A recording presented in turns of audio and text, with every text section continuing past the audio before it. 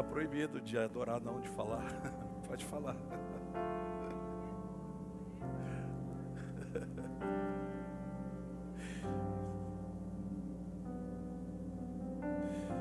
Ai, Jesus.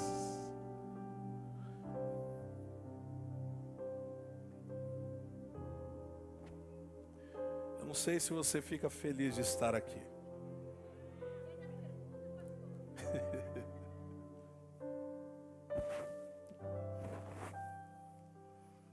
O apóstolo disse que estava feliz com a alegria dele. Se vocês acham que ficam felizes de estar aqui, você imagina a gente. Ele dizia isso pela manhã, que pregar para a cadeira é um desafio. Gente, pregar para a cadeira, você tem que ter muita fé. Mas eu tenho certeza que através dos canais de comunicação, você também estava sendo abençoado nesse tempo. E em nome de Jesus, querido, abrimos para nunca mais, para nunca mais, para nunca mais, para nunca mais fechar. Amém. Amém. Amém. Você concorda comigo? Nós declaramos portas abertas. Em nome de Jesus Cristo, em nome de Jesus Cristo. Eu creio nisso. E ouvindo um pouco a mensagem do apóstolo pela manhã, aliás, se você não pôde acompanhar, o apóstolo tem feito uma série sobre restituição. E hoje pela manhã ele falou sobre restituição ministerial e usou a vida de Moisés como exemplo. E eu me vi muito ali. Foge do chamado, para por causa da acusação dos irmãos, aquela coisa toda. Falei, meu Deus, é nós. É nós. Ai, ai, ai. Antecipa, acha que vai fazer do jeito dele, viaja, vai embora, depois tem que voltar. Fiquei ouvindo aquela mensagem falando, eu sou Moisés. Ai, Moisés, diga. Você é o Moisés, querido. Deus tem um propósito para nós. E o que mais me alegrou é saber que nós nascemos porque Deus quis assim. Nós estamos aqui porque antes da nossa vida existia um caminho estabelecido. Sabe, querido, isso é lindo da parte de Deus. Quando Moisés olha para tudo que ele tinha no Egito, essa foi a síntese da mensagem. E ele olha para Cristo e diz, o que é mais precioso para mim? Eu vou andar nas minhas vontades, eu vou andar naquilo que me enche os olhos, nas riquezas, no conhecimento, ou eu vou considerar isso como nada diante da sublimidade de Cristo? E ele fez uma escolha. O apóstolo dizia que essa manhã era uma manhã de decisão. E esta noite não vai ser diferente.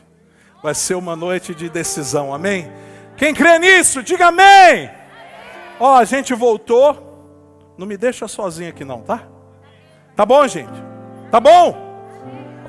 Aleluia, então vamos lá. Eu quero falar um pouco hoje sobre semeando com lágrimas. Abra a tua Bíblia comigo em Hebreus capítulo 12. Hebreus 12, versículo 1. Você parou no Hebreus 11, eu vou para o 12. Hebreus 12, versículo 1 diz assim. Quem achou? Diga amém.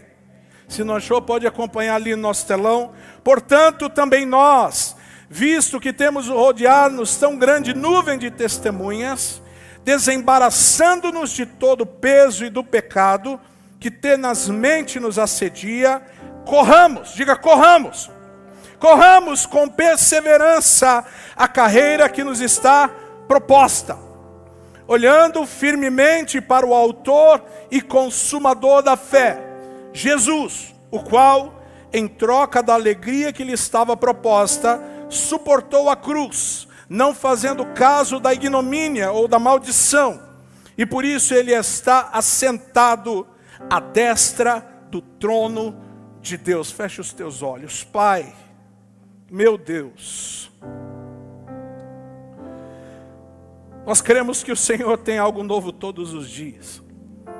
Nós queremos que o Senhor nos está levando a um lugar de entendimento.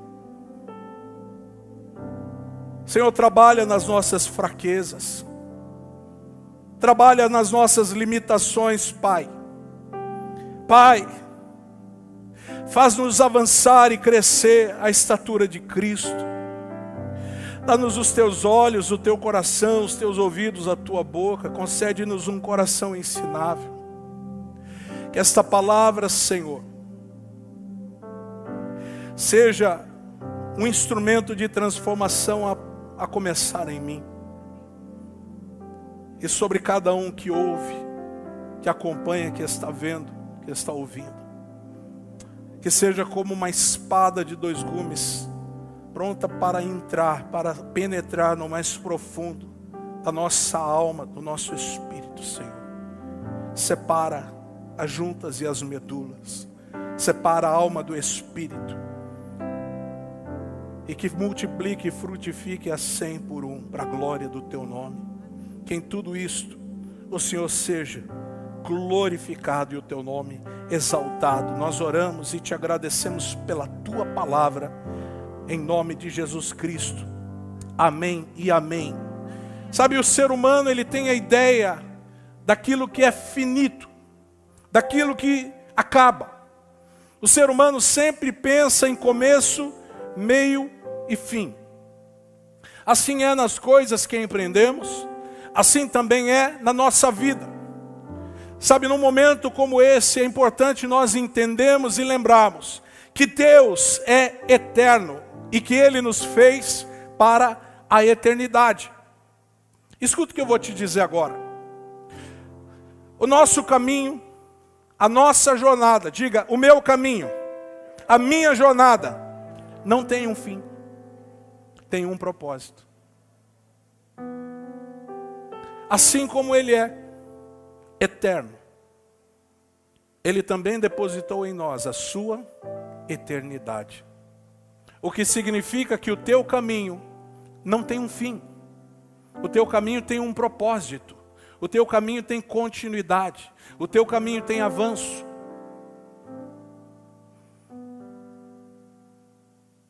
Sendo o nosso caminho sem fim, ele jamais acabará. Ele não acabará, mas ele nos levará a um objetivo. Por isso que o escritor dos Hebreus, ele encoraja e ele exorta os hebreus a pensarem de modo eterno. E eu quero nesta noite mexer com você, para que você pense de modo eterno, para que você não pense de forma finita, para que você não pense de forma limitada, mas entenda que a nossa vida, a partir do momento que fomos concebidos para o propósito, ele jamais acaba. Eu quero te provocar nesta noite, para que você entenda que existe uma eternidade colocada diante dos teus olhos. E por isso nós precisamos entender o conceito do semear com lágrimas. Por isso o texto de Hebreus capítulo 12, ele diz, corra com perseverança. Ou seja, não deixe que nada te distraia. Não deixe que nada tire a sua atenção. Ele continua dizendo, corra a corrida que nos é proposta. Há um propósito para nós. Há um propósito para mim. Há um propósito para você. E Deus está nos costurando. Deus está nos construindo, nos conectando para nos levar àquilo que Ele estabeleceu para nós. Sabe, queridos, Deus não está no céu brincando de Lego. Deus não está no céu brincando de Playmobil. Quantos lembram de Playmobil? Só os mais velhos. Playmobilzinho. Eu queria tanto Playmobil. Era muito legal. Alguém não sabe o que é Playmobil? Eram uns bonequinhos assim que a gente ia montando. Eram as nossas brincadeiras, gente. Hoje vocês têm tablet, celular, essas coisas. Na nossa época era montar pecinha, montar quebra-cabeça, se sujar no barro, né, pastor? Era assim. E tinha, se você se machucasse, tinha o famoso mertiolate, que agora os homens não aguentam mais o mertiolate. Rapaz, quando a mãe pegava o vidrinho de mertiolate, começava a orar, irmão, porque aquilo ia arder mais que o fogo da fornalha lá Jesus. Mas voltando aqui, Deus não está brincando de Lego. Deus não está brincando de Playmobil. Deus já viu o fim antes do começo. Deus já te viu na tua jornada completa. Deus já te viu concluído. Deus já te viu bem sucedido. Deus já te viu construído, edificado. Deus já te viu restaurado e renovado. Deus já viu você lá na frente. Deus já viu a tua eternidade. O que Ele está fazendo é te conectar naquilo que é bom, agradável e perfeito.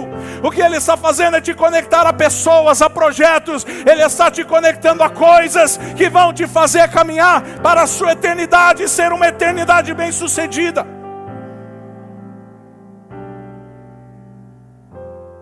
Muita gente olha para Deus e acha que Ele está sentado num trono, esquecendo do que está acontecendo aqui. Ó Deus, o Senhor não está vendo essa pandemia? Claro que está, mas olha onde você está.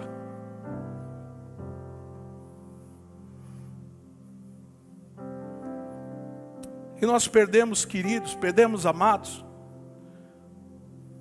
mas Deus é soberano. Deus é soberano. Deus não está brincando com a tua vida. Deus não está brincando com a terra. Ele está te levando a um cumprimento de propósito eterno. E como é que a gente vai fazer isso? Olhando firmemente, sem desviar os nossos olhos. Sabe o que é olhar firmemente? É não desviar os olhos. Porque quando nós desviamos os olhos, nós afundamos. Olhe firmemente, para quem? Diga para quem, pastor? Para o autor e consumador da nossa fé. Quem é o autor e consumador da nossa fé? Jesus. Jesus é o autor e consumador da nossa fé. Ele é o nosso modelo. Ele é o nosso exemplo. Por isso, Ele considerou a maldição coisa nenhuma. Quando a Bíblia diz aqui que Ele não fez caso da ignomínia, está dizendo assim, Ele não se importou em viver aquela maldição por nossa causa. Não, você não entendeu. Eu vou repetir para você entender, porque você tem que dar um glória a Deus nessa hora. Jesus está na sua glória, então Ele olha para a sua criação e para o seu propósito, diz assim, eu não estou nem aí para a maldição, para a dor que eu tenho que suportar, para aquilo que eu vou passar, porque eu quero os meus filhos na eternidade. Ele não fez caso da maldição, Ele olhou para ela e diz assim, ei, eu vou te vencer, eu vou vencer você, eu vou vencer você, eu vou reduzir você a cinzas. Ele reduziu a maldição da condenação a cinzas.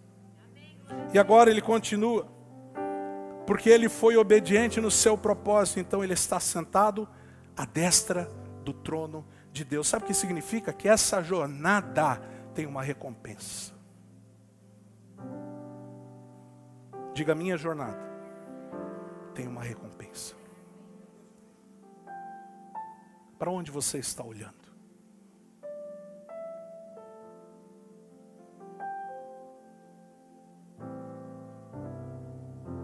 Dá para refletir um pouquinho? Dá para olhar para dentro um pouquinho? A tua jornada não acaba. A tua jornada tem uma recompensa.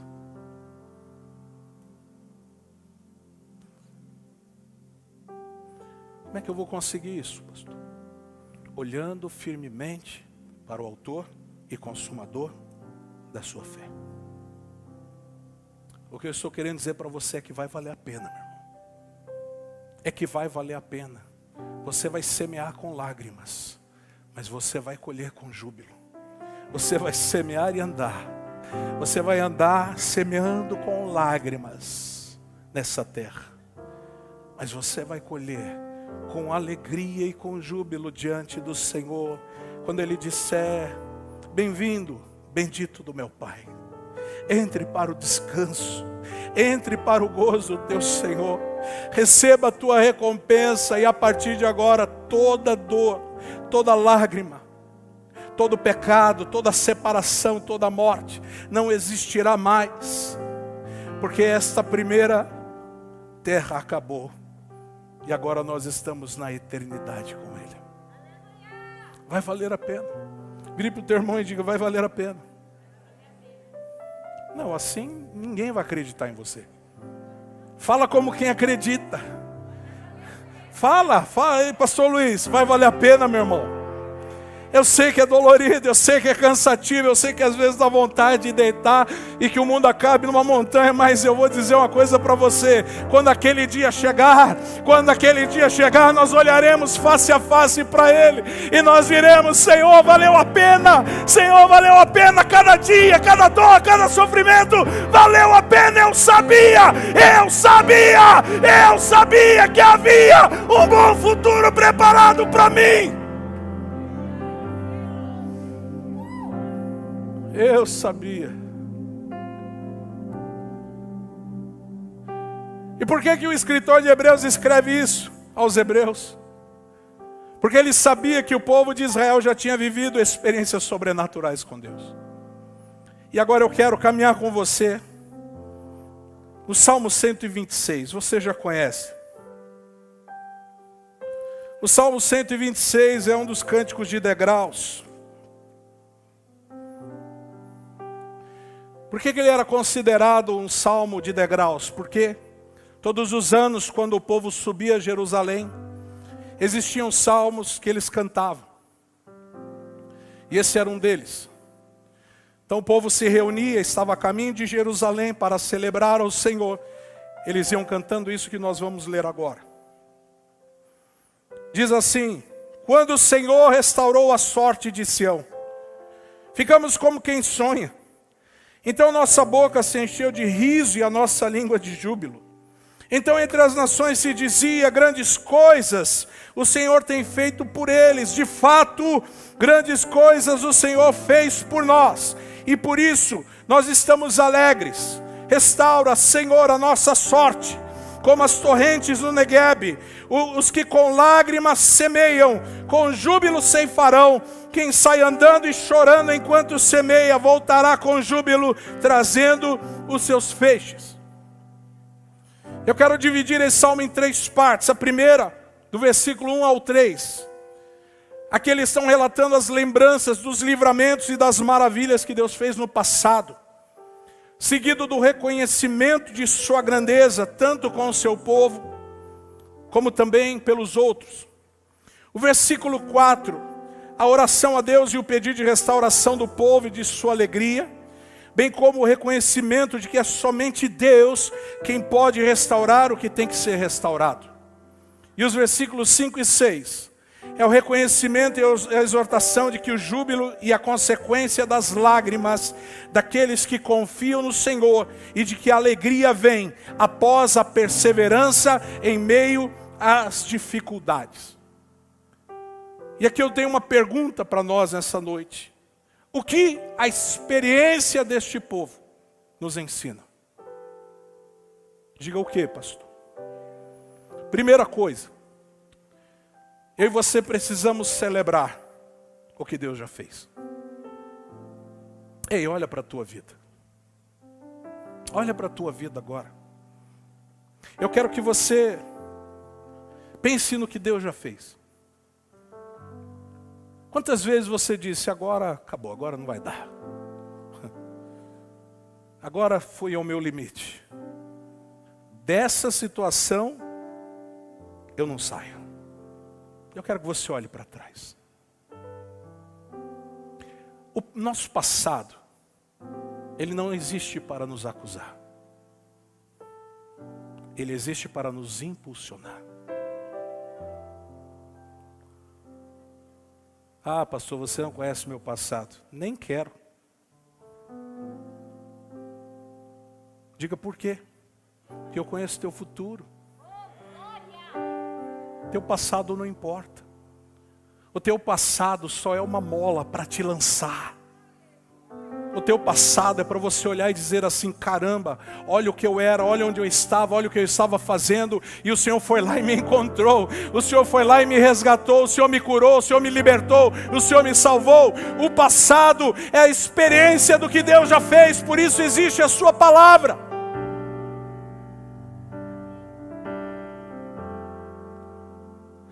Nós precisamos celebrar o que Deus já fez. Por isso eles dizem: quando o Senhor restaurou a sorte de Sião, Quando eles saíram do exílio babilônico, quando foram libertos de Nabucodonosor. É tanto nome difícil que a gente vai se enrolando. Quando o Senhor restaurou a sorte de Sião, nós ficamos como quem? Sonha. Então, a nossa boca se encheu de riso e a nossa língua de júbilo. Então, entre as nações se dizia grandes coisas, o Senhor tem feito por eles. Ah, meu Deus. Como não dizer, como não declarar que Deus tem feito grandes coisas nesses dias?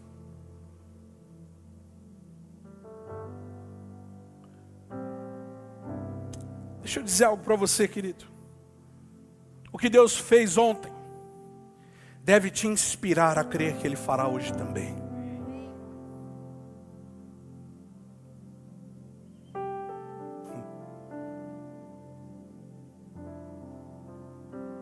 Eu fico tentando entender com a minha mente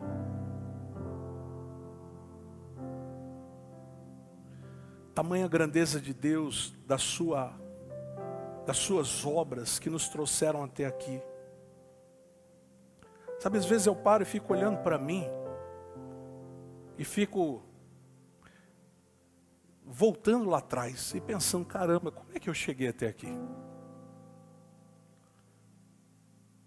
E não tem outra resposta a não dizer grandes coisas o Senhor fez por mim, e por isso eu estou alegre. Sabe, o poeta neste texto, ele olha para o seu presente, e talvez esteja ali aflito, como parece quando ele diz ali no versículo 4, restaura, Senhor, a nossa sorte. Então o que ele faz? Ele olha para o passado. Ele olha para o passado do seu povo e fica extasiado diante do que Deus fez.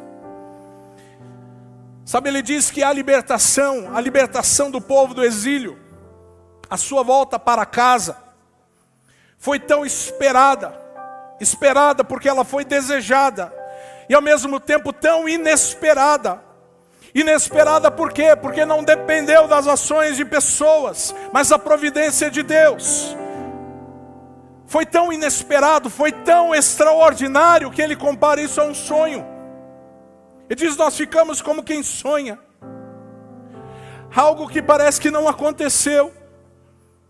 Simplesmente você está diante de uma grande adversidade, e no dia seguinte você acorda, e Deus mudou tudo.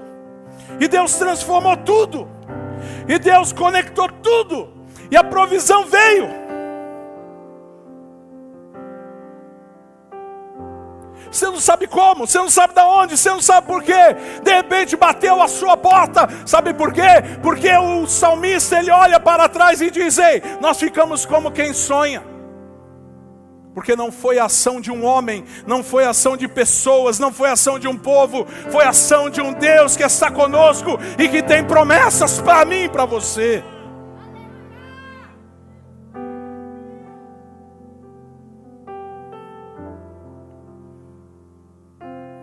Eu teria tantas coisas para contar do que Deus já fez e que foi inesperado.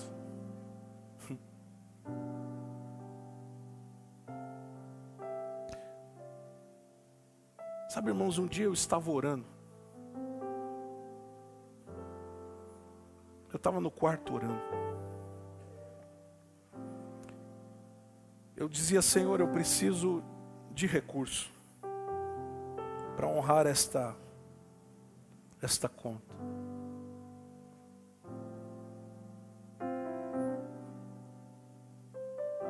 Eles acham que deu 5 minutos. Eu não levo o telefone para o meu tempo de oração, mas esse dia eu levei, não sei porquê. Chegou uma mensagem. Eu abri a mensagem. E o irmão perguntando para mim, tá tudo bem? Eu respondi assim, vai tudo bem. Quando eu respondi assim, o irmão respondeu, olha, a última vez que eu vi alguém responder desse jeito é porque tinha uma necessidade. E ele disse assim, pastor, por favor, não se sinta constrangido, me deixa participar de algo que Deus está fazendo, porque Deus me incomodou aqui. Isso ok. eu tenho uma necessidade. Aí ele disse, então me passa a sua conta. Eu passei. Irmãos, eu preciso dizer que era o valor que eu precisava.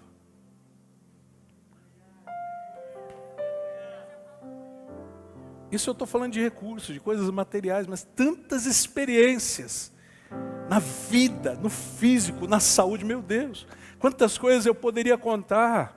E eu sei que você tem coisas para contar, eu sei que você tem experiências com Deus que estão guardadas. Eu quero que você olhe para trás e veja que Deus te libertou do cativeiro e te deu o seu lugar de volta, o lugar da sua morada. Oh, o salmista faz isso.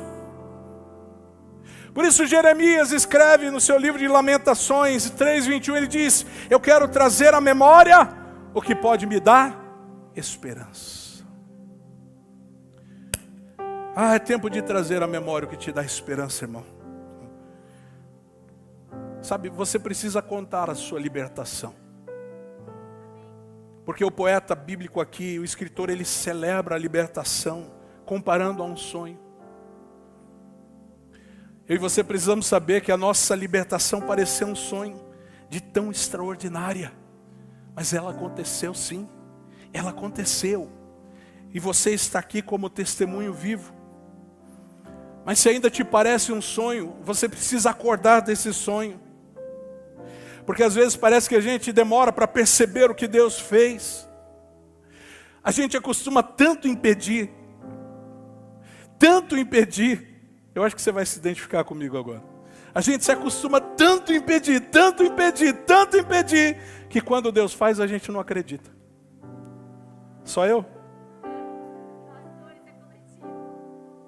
A gente se acostuma tanto, impedir, mas quando de repente a resposta chega, você diz assim, não acredito. Como não acredita? Você estava pedindo, você estava clamando diante de Deus, agora Ele realizou e você diz que não acredita. A gente se acostuma tanto, querido, que a gente fica como se estivesse anestesiado. Sabe, um dia, essa é engraçado. Eu estava nas minhas andanças aí pelo Brasil. E eu estava num clube de futebol fazendo ali meu período de testes e tal, e jogando. E num dia de treino, eu não tinha dinheiro para voltar para casa. Eu estava lá no Paraná. E eu morava, o pastor Djalma vai saber, o Johnny também vai, porque Djalma morou em Curitiba. Johnny é quase um curitibano. O clube era em Curitiba. Eu morava perto de Rio Branco do Sul. É longinho, né? E lá, querido, eles não fazem como os motoristas aqui, dá uma carona. Eu esperei 3 ônibus, os 3 motoristas não pode dar carona. Nem passar por baixo da catraca, não pode. E eu falei, tá bom, então eu vou andando. E comecei a andar, entrei na estrada e fui andando. Eu demorei quase 9 horas para chegar em casa, que é longinho. Mas no meio do caminho eu pensei assim, poxa Deus, tudo bem não ter carona, mas uma coquinha gelada ia bem. Uma coquinha gelada ia tão bem, Senhor. E depois eu fiquei pensando comigo, por que eu não pedi a carona ao invés da coca, né? Gente, eu estava andando assim no meio fio daquela rodovia. E de repente eu olhei um pouco mais longe e falei, não é possível. Mas não é possível. E fui chegando mais perto, uma garrafa de coca de 600. Até deu sede. Não estava gelada, calma. Calma que o milagre ele é progressivo. Eu olhei uma garrafinha de coca. Eu falei, meu Deus. 600, gente. Ela estava um pouco quente por causa da estrada. Aí eu falei assim, eu não acredito que tem uma coca de 600 no meio fio de uma estrada. Eu falei, Deus, só que não está gelado. Então não foi o Senhor que me deu. Peguei a coca e continuei andando. Gente, eu passava todo dia naquele caminho. Eu nunca vi um vendedor de caldo de cana naquele lugar. Eu estou andando com a minha coca assim. Aí eu olhei o cara com cana. Eu falei, cana, caldo de cana, gelado, gelo. Falei, amigo, tudo bem? Ele, tudo. Falei, você tem gelo sobrando aí? Tem. Tem um copo também? Tem. Peguei meu copo, o gelo, saí tomando minha coquinha gelada. 9 horas andando. Aí a gente pensa, caramba, por que Deus não deu a carona? Porque existem experiências que são mais profundas. Aquela coca não me fez mal. Aquela coca não fazia mal porque era a coca do céu, tá entendendo? Gente, que absurdo! Como é que tem uma coca no meio da estrada? A gente fica anestesiado. A gente fica como quem sonha. Sabe, por isso eu quero dizer que você precisa sonhar com a sua vitória. Você precisa sonhar com a sua vitória. Sabe por quê? Porque são os sonhadores que preparam grandes mudanças. São os sonhadores que preparam grandes mudanças. Porque sem mudança, sem desejo, sem sonho, não há mudança se alguém não sonhar. Não há mudança se alguém não sonhar. A minha, a tua vida não muda se não sonhamos em mudá-la.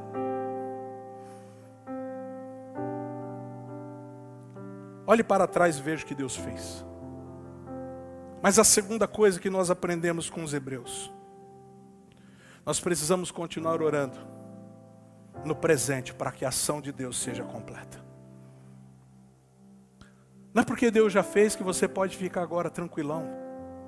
Agora é que você tem que entender que porque Ele já fez, que se você aumentar o teu poder de busca, então Ele vai fazer mais. Faz de novo. Gente, Deus já fez, não fez? Então Ele vai fazer. Só que eu e você precisamos orar no presente. Nós precisamos entender que há uma continuidade na nossa jornada para que a ação de Deus seja plena. Por isso Ele diz no versículo 4, Senhor, restaura-nos, assim como enches o leito dos ribeiros do deserto. Aqui ele usa a expressão Negueb. Sabe por quê? Diga por quê, pastor. Porque um passado de glória não é garantia de um presente glorioso. É melhor o fim do que o começo. É melhor terminar bem do que começar bem. Que seja os dois, começar e terminar bem. Mas é melhor o fim do que o começo. Sabe, um passado de glória não é garantia de um presente glorioso. Porque as vitórias de ontem não são suficientes para hoje. Eu e você precisamos andar com Deus hoje. Temos que ser cheios do Espírito Santo hoje. Nós precisamos evangelizar hoje. Nós precisamos investir na família hoje. Nós não podemos viver apenas de celebrar as vitórias do passado. Eu percebo que os palcos de grande avivamento hoje são lugares de igrejas mortas. Eu pude morar na Inglaterra por 3 anos quase. E muitas igrejas se tornaram pubs. E de lá veio um dos grandes nomes do evangelho que a gente conhece, que é John Wesley. Houve um grande avivamento no país de Gales. Houve um grande avivamento na Inglaterra. E sabe o que é hoje? Nada. Porque o passado pode ser de glória, mas se nós não continuarmos a nossa jornada no presente, nós vamos sucumbir. O que eu estou dizendo para você é que é tempo da igreja dizer como Isaías: ah, Senhor, se os céus se fendessem e o Senhor descesse nesse lugar. Ah, se os céus se abrissem e o Senhor descesse nesse lugar, então nós veríamos a tua glória. É tempo da igreja fazer como Elias, querido. Subir à presença de Deus, colocar a sua cabeça no meio dos joelhos e orar até chegar o tempo da restauração. Por que nós estamos calados diante desse tempo de pandemia? Por que nós não estamos mais fervorosos? Por que nós não estamos buscando mais? Por que nós não estamos chorando mais? Por que nós não estamos consagrando mais? Por quê?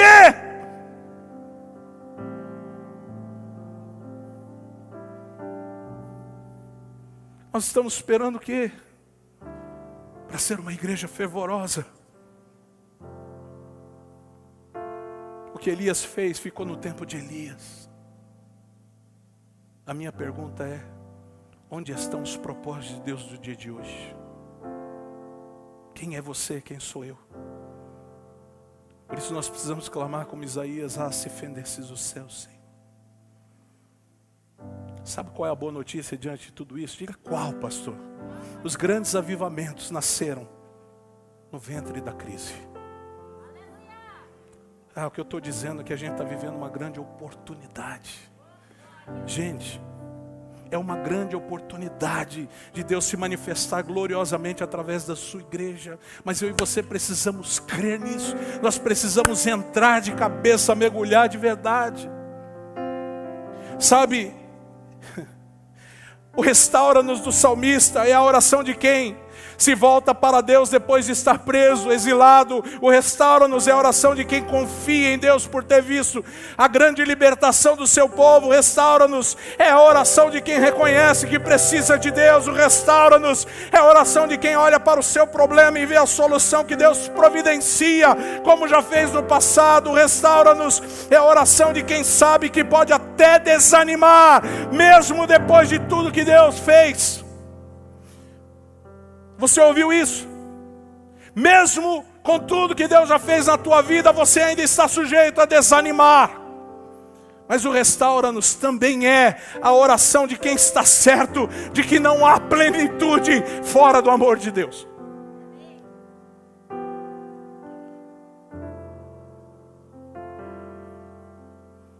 O que Deus fez ontem foi ótimo. O que Deus faz hoje é muito melhor. O que Deus fará amanhã é surpreendentemente melhor. Ah, você tem que crer nisso, senão isso vai para 3 ou 4 pessoas aqui dentro.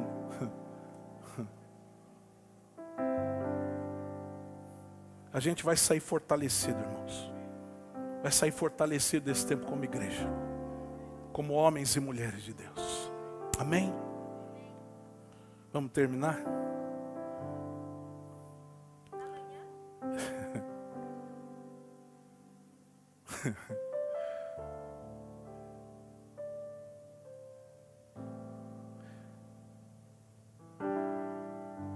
Sabe, mais do que ter fome de livros, a gente precisa ter fome de Deus.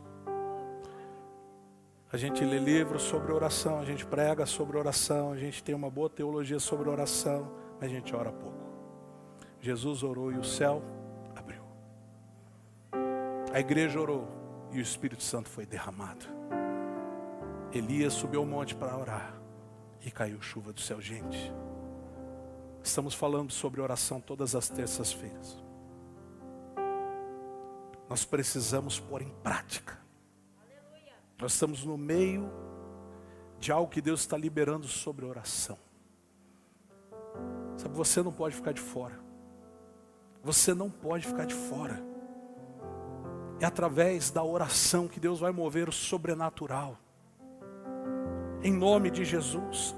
Sabe, Spurgeon dizia que o segredo do seu ministério era a igreja em oração. O Paul Cho revolucionou a Coreia do Sul, o pastor Paul Cho, através da oração. Porque ele gasta 70% do seu tempo em oração. Olha só essa frase de Bounds. Ele diz assim: nós procuramos melhores métodos, mas Deus procura melhores homens. Eu e você procuramos melhores estratégias, mas Deus está procurando um coração que é dele.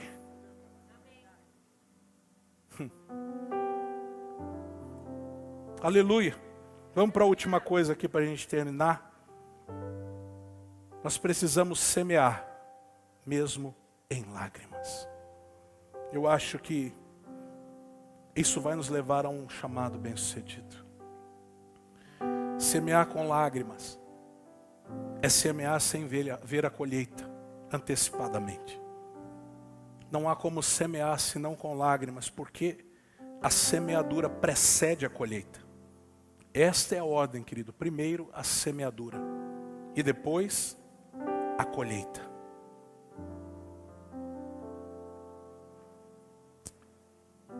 Esse vale, esse Negueb, que diz o Salmo, significa ressecado. E é o maior deserto da Judeia. E esse deserto, ele fica 11 meses seco. Mas há um mês de chuvas. Há um mês que as águas, elas correm das montanhas. E ela forma as correntes fluentes de água. E abrem caminhos no deserto. Onde tem água, querido, a terra é boa. Eu e você podemos muitas vezes ser um lugar árido, um lugar seco. Mas existe um momento que as águas do Espírito, elas são liberadas sobre nós. Deus pode fazer descer os rios do Espírito Santo. E esses rios brotarem no deserto da nossa vida. Você e eu precisamos regar o solo com lágrimas. Eu não sei se você consegue entender o que eu estou dizendo. Semear com lágrimas é semear colocando no solo o grão que falta para a boca hoje. É esquisito, mas é verdade. É acordar de madrugada contra a vontade. Para orar. Para estudar, para meditar. É acordar cedo, é gastar menos tempo nas coisas que a gente gosta. Semear com lágrimas é abrir mão da sua própria vida.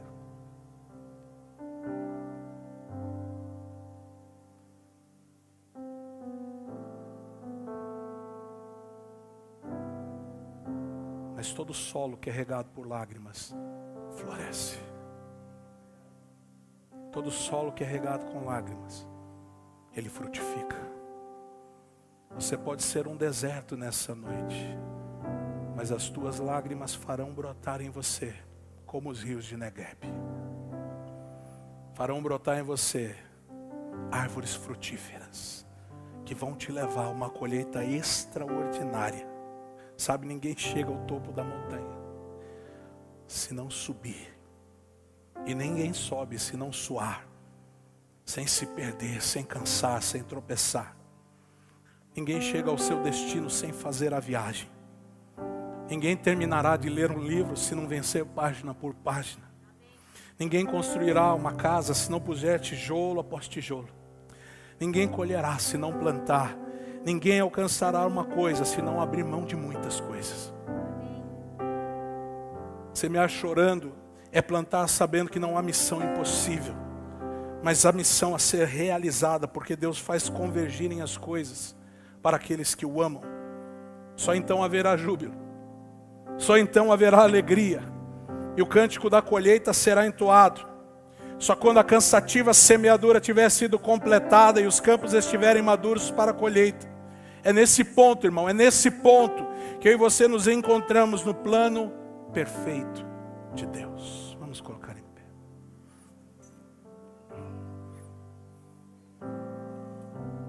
Tiago 5,7 diz: portanto, irmãos, sejam pacientes até a vinda do Senhor. Vejam como o agricultor aguarda que a terra produza em preciosa colheita, e como espera com paciência até virem as chuvas do outono e da primavera. Sabe o que eu sinto no meu espírito, gente? Que chegou o tempo da chuva. Sabe, tem um tempo para chegar. Mas quando chega também, vai varrendo tudo que vê na frente. Quando as águas caem, são torrentes de água. E essas águas que caem são águas do Espírito nesse tempo, sobre as nossas vidas. Sabe, irmãos, é tempo da gente celebrar as nossas libertações. Sejam materiais, sejam emocionais, sejam espirituais. É tempo da gente desfrutar das bênçãos que a gente recebeu, das vitórias que a gente alcançou. Continuemos orando para que Deus complete o que começou em nós e através de nós. Só depois de celebrarmos o que Deus nos deu é que devemos lhe pedir mais. Prossigamos semeando, mesmo banhado em lágrimas, mesmo que com tantas dificuldades. Não há missão impossível. Plantemos, a colheita virá. Deus te abençoe, querido.